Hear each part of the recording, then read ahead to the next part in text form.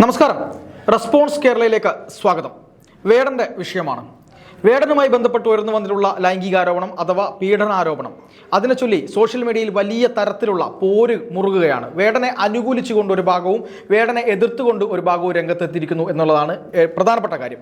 ഇതിൽ പറയുന്നത് ഈ പറയുന്ന പരാതി കൊടുത്തിട്ടുള്ള യുവ ഡോക്ടർ എന്തിനാണ് പരാതി കൊടുത്തത്? ഇതൊരു ബലാത്സംഗമല്ലല്ലോ.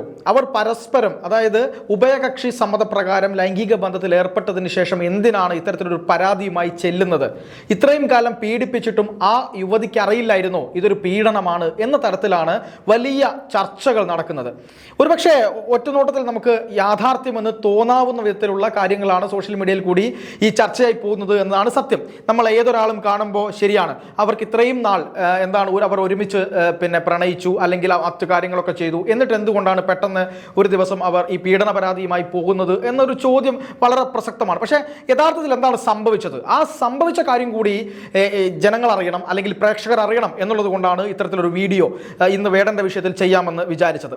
ഈ പെൺകുട്ടി, വേടൻ എന്ന് പറയുന്ന വ്യക്തി അത്യാവശ്യം പ്രശസ്തനായി നിൽക്കുന്ന സമയത്ത് ആരാധന മൂലം, അല്ലെങ്കിൽ വേടനോടുള്ള ഒരു റാപ്പ് സോങ് ഒക്കെ ചെയ്യുന്ന ഒരാളോട് എന്തായാലും സാധാരണയായിട്ടുള്ള പെൺകുട്ടികൾക്കും ആൺകുട്ടികൾക്കും ഒക്കെ ആരാധന തോന്നുക എന്നത് സ്വാഭാവികമാണ്. അത്തരത്തിൽ ആരാധന തോന്നിയത് കൊണ്ട് വേടനെ ഫോണിൽ ഒരു മെസ്സേജ് അയക്കുന്നു. അങ്ങനെ മെസ്സേജ് അയച്ചപ്പോൾ വേടൻ അതിന് റിപ്ലൈ കൊടുക്കുന്നു. റിപ്ലൈ കൊടുത്ത് അവർ തമ്മിൽ പരസ്പരം മെസ്സേജ് അയച്ച് ഒരു സൗഹൃദത്തിലാവുന്നു.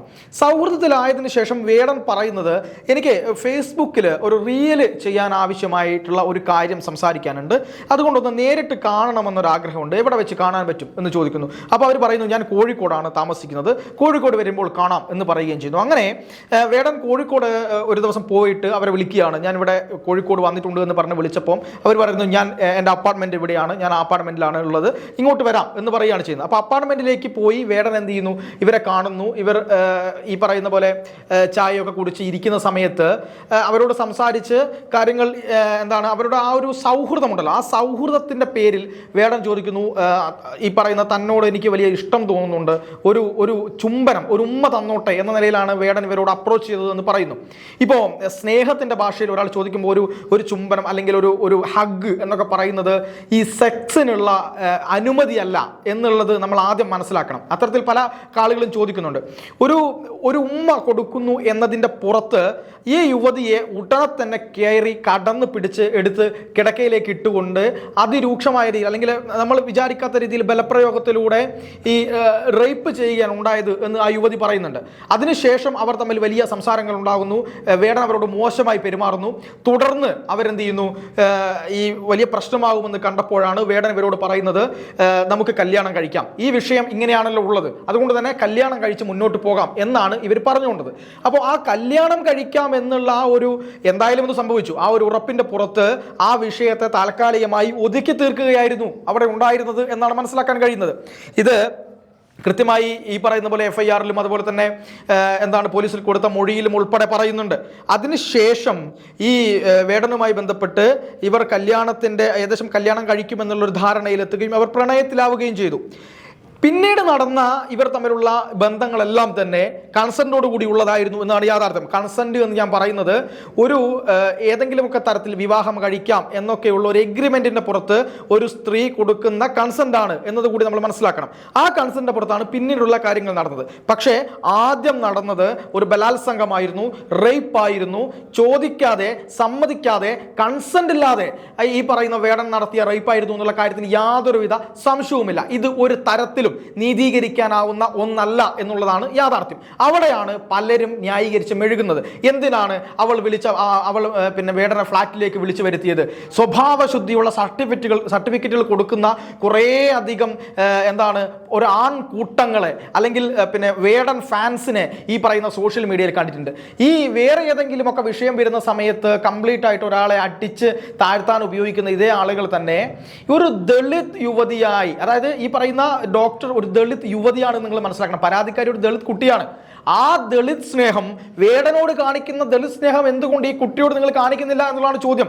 ഈ ദളിത് ആക്ടിവിസ്റ്റുകളും അതുപോലെ തന്നെ ഈ പറയുന്ന വേടൻ പ്രേമം നടിക്കുന്ന ആളുകളുമൊക്കെ ഈ കുട്ടിക്ക് നീതി വാങ്ങിക്കൊടുക്കാൻ എന്തുകൊണ്ട് പോകുന്നില്ല? നിരവധിയായി ഇപ്പം നടിയെ ആക്രമിച്ച കേസിൽ അല്ലെങ്കിൽ മറ്റു കേസുകളിലൊക്കെ സ്ത്രീകൾക്ക് വേണ്ടി പിന്നെ വാ തോരാതെ ചർച്ച നടത്തിയ മാധ്യമങ്ങൾ ഈ കേസിൽ ചർച്ച നടത്താത്തത് എന്തുകൊണ്ടാണ്? അല്ലെങ്കിൽ ഈ കേസിൽ പോസ്റ്റ് ഇടാത്തത് എന്തുകൊണ്ടാണ്? ഇവിടെ കുറെ നിഷ്പക്ഷരായിട്ടുള്ള ഈ നായകരുണ്ടല്ലോ, സാംസ്കാരിക നായകർ എന്ന് പറയുന്ന ആളുകളുണ്ടല്ലോ. ഈ സാംസ്കാരിക നായകരൊക്കെ എവിടെ പോയി? സാംസ്കാരിക നായകർ എന്തുകൊണ്ടാണ് ഇതിൽ ഒരു പോസ്റ്റ് ഇടാത്തത്? വളരെ കുറച്ച് വനിതാ പ്രവർത്തകർ മാത്രമാണ് ഈ കാര്യത്തിൽ ഒരു ഫേസ്ബുക്ക് പോസ്റ്റ് ഇട്ടത് എന്ന് ഞാൻ മനസ്സിലാക്കുന്നുണ്ട്. ഇതിന് പുറകെ പോയ മാധ്യമ പ്രവർത്തകർക്ക് പോലും ഭീഷണിയാണ് എന്നാണ് മനസ്സിലാവുന്നത്. ഈ പറയുന്ന യുവ ഡോക്ടറുടെ വീട്ടിലേക്ക് ആളുകൾ അതിക്രമിച്ച് കയറാൻ ശ്രമിക്കുന്നു, അവർ താമസിക്കുന്ന സ്ഥലത്തേക്ക് ബുദ്ധിമുട്ടുണ്ടാക്കുന്നു, ഇവരുടെ ഫാമിലിയിൽ വിളിച്ചിട്ട് ഭീഷണിപ്പെടുത്തുന്നു, ഇവരെ നേരിട്ട് വിളിച്ച് ഭീഷണിപ്പെടുത്തുന്നു. ഇവരുടെ വക്കീലിനെ ഇവർ വിളിച്ച് പൊട്ടിക്കരഞ്ഞുകൊണ്ടാണ് സംസാരിച്ചത്. എനിക്ക് ഈ പറയുന്നത് പോലെ സംരക്ഷണം ആവശ്യമുണ്ട്, ഞാൻ ഹൈക്കോടതിയിലേക്ക് പോവുകയാണ് എന്ന് ഒരു പെൺകുട്ടിക്ക് സംരക്ഷണം ആവശ്യപ്പെട്ടുകൊണ്ട് പോവേണ്ട ഗതികേടിലേക്ക് കേരളത്തിലെ ഈ പുരോഗമന കേരളത്തിൽ എത്തിയിരിക്കുന്നു. ഇപ്പുറത്ത് നിൽക്കുന്ന ആരാണ്? വേടനാണ്. ഈ പറയുന്ന രാഷ്ട്രീയ പാർട്ടികളെല്ലാം വേടനെ എടുത്ത് തലയിൽ വെച്ച സമയത്തും അന്ന് ഇതിൽ കാര്യത്തിലെല്ലാം പ്രതികരിച്ച രാഷ്ട്രീയ നേതാക്കന്മാർക്ക് ഈ കാര്യത്തിൽ പ്രതികരിക്കാനുള്ള ഉത്തരവാദിത്തമുണ്ട്. എന്തുകൊണ്ടാണ് ഇവർ നിലപാട് വ്യക്തമാക്കാത്തത്? കേസ് അന്വേഷണം വരട്ടെന്നേ. കേസ് അന്വേഷണത്തിൽ ആരോപണ വിധേയരായ ആളുകളോടൊക്കെ നിങ്ങൾ പെരുമാറുന്നത് നമ്മൾ കാണുന്നുണ്ടല്ലോ. അവരെ സ്ഥാനത്ത് നിന്ന് മാറ്റി നിർത്തുന്നു, അവർ ആ സ്ഥലത്ത് നിന്ന് മത്സരിക്കാൻ പാടില്ല, അവർ ഈ സ്ഥലത്ത് പോകാൻ പാടില്ല, അവർ നനങ്ങാൻ പാടില്ല എന്നുള്ള സ്ഥിരം ന്യായീകരണം വേടന്റെ കാര്യത്തിൽ എന്തുകൊണ്ട് വരുന്നില്ല? പിന്നെ വേടന്റെ കാര്യത്തിൽ മുൻപും ഇത്തരത്തിലുള്ള ആരോപണങ്ങൾ ഉണ്ടായിട്ടുണ്ട്. ഒന്നാമത്തെ ആരോപണമല്ല ഇത് എന്നുള്ളതാണ്. മുമ്പ് നടന്ന ആരോപണങ്ങളെ പരാതിയില്ല എന്നതിന്റെ പേരിൽ തള്ളിക്കളയുകയും അവർ പറഞ്ഞ കൃത്യമായ കാര്യങ്ങളെ മുഖവിലക്കെടുക്കാതിരിക്കുകയും അത് പറഞ്ഞിട്ടുള്ള ആളുകളോട് ഈ ഫേസ്ബുക്കിലൊക്കെ വന്നിട്ട് നിങ്ങൾക്ക് എന്താണ് ഇതിലുള്ള കാര്യം, നിങ്ങൾ എന്തിനാണ് ഇത്തരത്തിൽ വേടനെതിരെ സംസാരിക്കുന്നത് എന്നൊക്കെ പറഞ്ഞ് ന്യായീകരിച്ച ആളുകൾ, അന്ന് അവർ പരാതി കൊടുക്കാത്തത് കൊണ്ടാണ് ഞങ്ങൾ ഇതിൽ ഇടപെടാത്തത് എന്ന് പറഞ്ഞ ആളുകൾ ഈ സമയത്ത് പരാതി കൊടുത്തിട്ട് ആ പെൺകുട്ടിക്കൊപ്പം നിൽക്കുന്നുണ്ടോ? ഇതാണ് ചോദ്യം. വേടനിപ്പോ ഹൈക്കോടതിയിലേക്ക് പോവുകയാണ് എന്നുള്ള കാര്യം പറഞ്ഞിട്ടുണ്ട്. മാത്രവുമല്ല, ഇതിൽ ഏറ്റവും പ്രധാനപ്പെട്ട ഒരു ഗുരുതരമായ പ്രശ്നമായി മാറിയിരിക്കുന്നത് ലഹരി കൊടുത്തുകൊണ്ടാണ് പീഡനം നടന്നത് എന്നുള്ള ഒരു കാര്യം കൂടെയാണ്. പിന്നീട് വേടന്റെ സുഹൃത്തായിട്ടുള്ള മിർസാജ് എന്ന് പറയുന്ന ഒരു കൂട്ടുകാരൻ, ഒരു സുഹൃത്ത്, ആ സുഹൃത്ത് വഴി വേടൻ ലഹരി വാങ്ങി ആ ലഹരി ഉപയോഗിക്കാൻ നിർബന്ധിച്ച് അതിനുശേഷവും ഈ പറയുന്ന പെൺകുട്ടിയുമായി ലൈംഗിക ബന്ധത്തിൽ ഏർപ്പെട്ടു എന്ന ഗുരുതരമായ കാര്യമുണ്ട്. ഇവിടെ കുഞ്ഞുങ്ങളോടൊക്കെ പറയുന്നത് എന്നെ കണ്ട് പഠിക്കരുത്, ഞാൻ ഒരു തവണ മാത്രമേ ഈ പറയുന്ന കഞ്ചാവ് ഉപയോഗിച്ചിട്ടുള്ളൂ, അല്ലെങ്കിൽ വേടൻ ഒരു തവണ മാത്രമല്ലേ കഞ്ചാവ് ഉപയോഗിച്ചിട്ടുള്ളൂ എന്നൊക്കെ പറയുന്ന ആളുകളോട് ഇത് മയക്കുമരുന്നാണ് ഉപയോഗിച്ചത്, ലഹരിയാണ്, രാസലഹരി നൽകിയെന്നാണ് പറയുന്നത്. എന്ത് പറയാനുണ്ട് ഈ കാര്യത്തിൽ? അതായത് ഒരു ഭാഗത്ത് നിന്നുകൊണ്ട് മാത്രം സംസാരിക്കാതെ അദ്ദേഹം ഈ കാര്യത്തിൽ നിരപരാധിയാണെങ്കിൽ അദ്ദേഹം അത് ഈ പറയുന്നത് പോലെ നിയമത്തിന്റെ മുന്നിൽ തെളിയിച്ച് പുറത്തു വരട്ടെ.